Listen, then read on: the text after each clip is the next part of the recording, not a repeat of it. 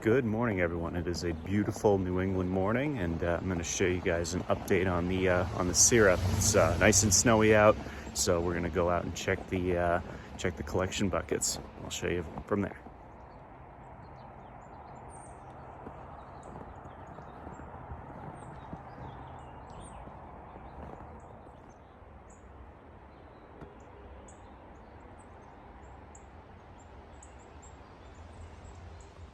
So I pulled the sap at about 11:30 yesterday evening, and you can see the line right there. That's how much we've gotten since then, and that's actually quite a bit considering it's been below freezing most of the night. So over the next few days it's going to be very cold and we won't get any sap flow, which is fine because it'll warm up after that and we should get some more. So let's collect this, and I'll show you the process of boiling it down today. Nice.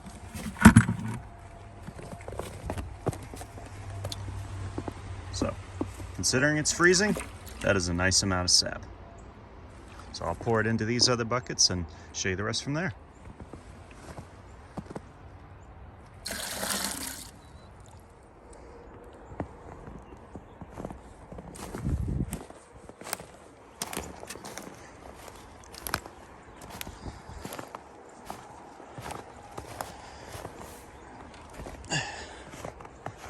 God, what a beautiful morning out here.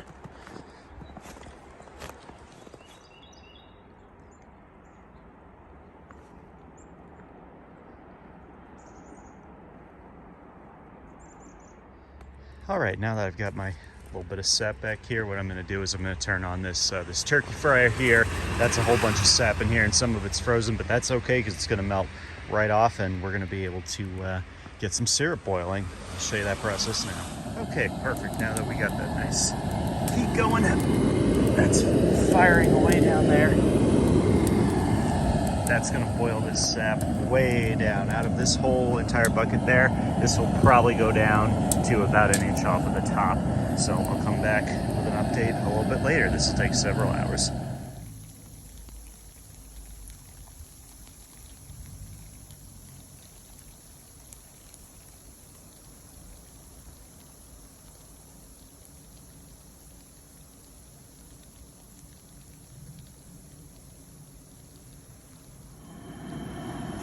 Okay, so I had the water turned off for quite a while, got back to it in the evening here, and it's bubbling away, so you can see it's gone way down. That's just the water vapor rising up off of it, and pretty soon we'll be able to take it off of there and bring it inside so we can reduce it further with a lot more control. But for now, this is what it looks like.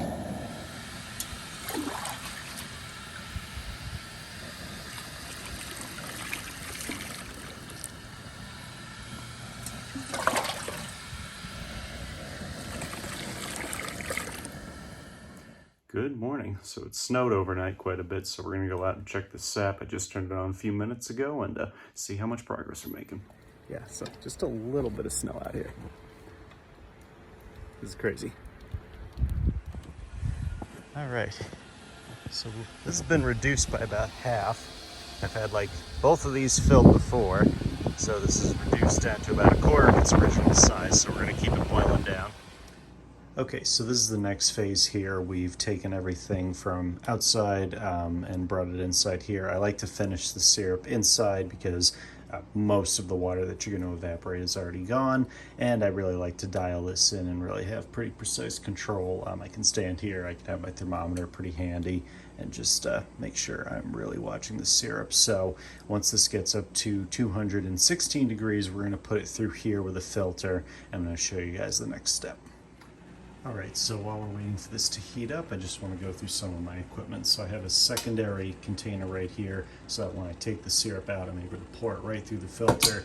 This is something called a kitchen strainer, which you can fit the filter in perfectly. I happen to have one of these, which is just perfect. A regular strainer would work in a pinch, but you really want this conical shape because it fits the shape of the filter, which I'll set up in a second. And we have two stages of filters. Got a little funnel there for the bottles, and we've got two filters here. So this is just like a coffee filter. This is your first filter. This is a coarse filter, which gets out a lot of the bigger pieces of sugar that build up, and then you have your finishing filter, which is a much thicker, denser filtration material. All right, and then you have your bottles. I have these little 8-ounce, specifically maple syrup filling bottles. Basically, you fill them in hot. Once you're done the final filtering, and they're still hot, they're probably well over 180 degrees, you use the funnel, line them up, and pour it right in there. Add a cap, and then you actually turn the bottle upside down, which I'll show you, so that way you've sanitized the top of the underside of the cap as well. The heat will treat it and kill any potential bacteria that you might have in there. So you'll have this syrup be shelf stable for as long as possible. All right, so I'm going to show you the filter setup. So I've got the filter right here, and I've actually got just a regular old metal straw. These are actually the perfect thing for this, because if you buy this online, they'll almost always come with holes pre-punched into them. So you slide it in there, and that basically holds open the outside so it doesn't fall in on itself as you're pouring the syrup. And we'll also get a temperature reading. So you just have a regular digital thermometer here. Very carefully place it in the hot syrup until you get a good reading. And we are not quite to boiling point yet. We are, let's see, 211. I'm sure you could see that, but we gotta wait till this is a little bit hotter. All right, so I'm taking my reading right here, and I'm registering right at 216 degrees, so that's perfect. We're actually gonna take this thermometer out, we're gonna turn off the heat, and this is the first step of filtration right here. So I'm gonna carefully take my hot sap, and you're just gonna pour this right into the middle here. And so what this is gonna do is, this is the first stage of the filtration. It's gonna filter out a lot of what we call the sugar sand, which is the stuff that sort of makes your raw maple syrup look a little cloudy. Now, it's a good idea to have a pretty deep pot for this, just like I have here, because this does take a minute to actually filter down. So you're just gonna pour it kind of carefully, and it's doing a nice job filtering. This one actually takes a little bit longer than the finishing filter, believe it or not, at some stages, because there's so much of that sugar sand that builds up. All right, so I'm sure you can see that. We're gonna let that percolate through there, and then once we have a little bit more room, we'll return and pour the rest through, and I'll show that in a minute. All right, so now that we've got a little bit more room in the filter, we're gonna try and fit most of the rest of this in here. So pour this in carefully, and that's all right. We'll just need a little bit more time for this to filter through. Not a big deal. We may actually have to let it drain, and if it sort of stops, you can pour the rest of it back into the unfinished pot, and then you can scrape down the sides, save the sugar sand, and then re-pour it through, because it does sort of clog up the pores, or whatever you call them, the fibers in here, and it goes much, much slower draining. So we'll see what we get in a couple minutes. All right, so it's been a couple minutes, so we're gonna pour the rest of this back in here. I think the rest will fit. Not quite, actually. I have a whole lot more syrup than I did the last time I did this, so it's pretty exciting. All right, so this is all but stopped here, so I'm going to slide these two pots close together, and we're actually going to pour the remainder of what hasn't filtered through yet right in here. That's going back into the unfinished section, so basically I can clean this filter out manually, and we can reset it so that we're able to filter a little bit more efficiently. All right, so I was able to take that filter and run it under some very hot water in the sink, and that's the perfect thing to get rid of anything sugar-based. It does a nice job. Basically take the filter, spray the outside, turn the filter inside out, spray it with the hot water, and then you pat it dry with a couple of paper towels. You never want to wring it, because that'll mess up the fibers, but in this case here, you can just set it right back in once it's fairly dry. It doesn't have to be perfectly dry. And we're going to try and pour this through again. Hopefully this holds everything. Getting there.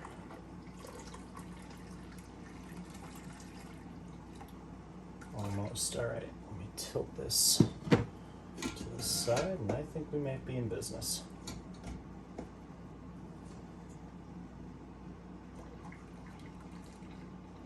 Nice. All right, so I was actually able to get everything on that shot. So now it's just a matter of letting this drain, and then we can heat it back up and move on to the next stage. All right, so we've actually managed to get most of that strain through, which is amazing. That is, that's quite a bit of syrup. That's probably 3 quarts of syrup right there. So what we're gonna do, this stuff is sort of the sugar sand, we call it. It's not, doesn't look like sand per se, but it almost has like a jelly-like consistency to it, and it sort of sticks into the filter and doesn't really come out the other side very fast at all. So what I do is I just pour it into this one big jar, and I'll save it, and I'll be boiling all that down to make hard maple candy at the end of the season. All right, so the next phase here, now that we've gone through the first filtration step, is we're going to do the what's called the finishing filter. So what we did was we took our other filter and we rinsed it out with some hot water again on both sides. I patted it dry with some paper towels, so I'm going to set that in right here. I'm going to keep track of where these holes are. So now you take your finishing filter. Now a little bit of pre-work I did for this. I ran this under some very hot water, sort of soften up the fibers a little bit and allow the sap to pass through much more quickly, the syrup at this point, excuse me. So you take this and set it right in here, lining up the holes, which are the same pattern that are on the other filter. So I'm going to take the metal straw again, line it up through both, and set it out just like that. So now this won't collapse in on itself as we're pouring. So what I'm going to do is we're now going to turn this syrup on again, and it got up to 216 degrees last time. We want it to reach its finishing temperature of 219 degrees. 219. So what that's going to tell us is that enough of the water vapor has evaporated and the sugar has become so concentrated that it can get that high above water boiling temperature. So we're going to heat that up, and once we achieve that, we can pour the whole thing right on through the filter.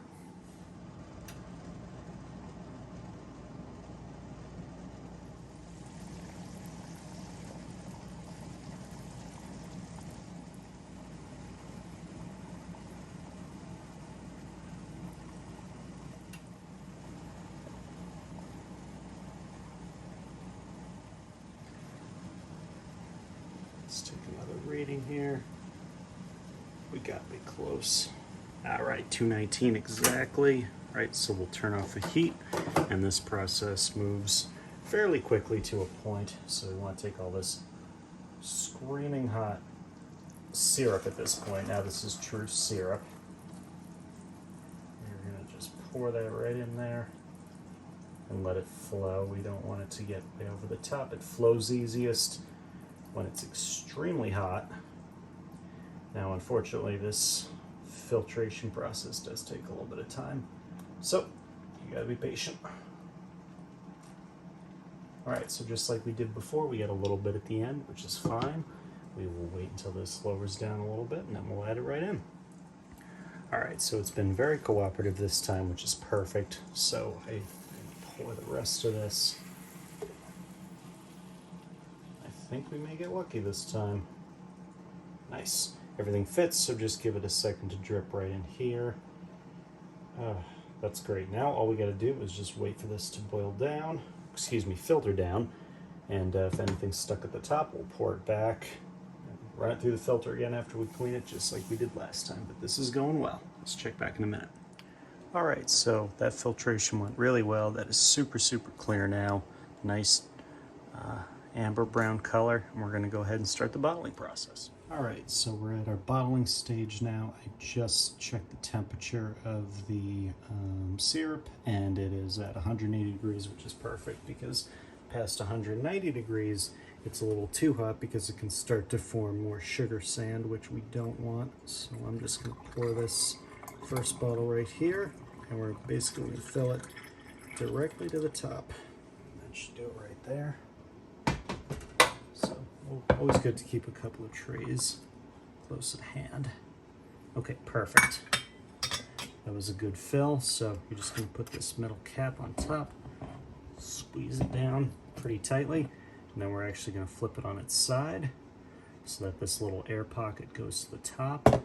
And now this can lay flat on its side. This area will get sanitized properly, and we can go about filling the rest of them.